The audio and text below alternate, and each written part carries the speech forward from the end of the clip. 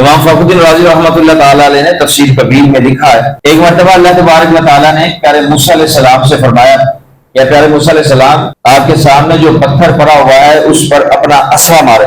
حضرت سیدنا موسیٰ علیہ السلام نے عصا مارا تو وہ پتھر ٹوٹ گیا، اس کے اندر سے ایک اور پتھر نکلا۔ سیدنا موسیٰ علیہ السلام نے اس پتھر پر بھی عصا مارا، وہ بھی ٹوٹ گیا، اس کے اندر سے ایک اور پتھر نکلا۔ سیدنا موسیٰ علیہ السلام نے اس پر بھی عصا مارا، وہ بھی ٹوٹ گیا، اس کے اندر سے ایک اور پتھر نکلا۔ اس پتھر کے اندر ایک چھوٹا سا سوراخ تھا، اس چھوٹے سے سوراخ میں ایک چھوٹا سا کیڑا تھا، اور اس کیڑے کے منہ میں کوئی کھانے والی چیز موجود تھی۔ اللہ تبارک و تعالیٰ نے پیارے موسیٰ علیہ السلام کو طاقت عطا فرمائی، آپ نے اس کیڑے کی آواز کو سنا۔ اب وہ کیڑا کیا کہہ رہا تھا؟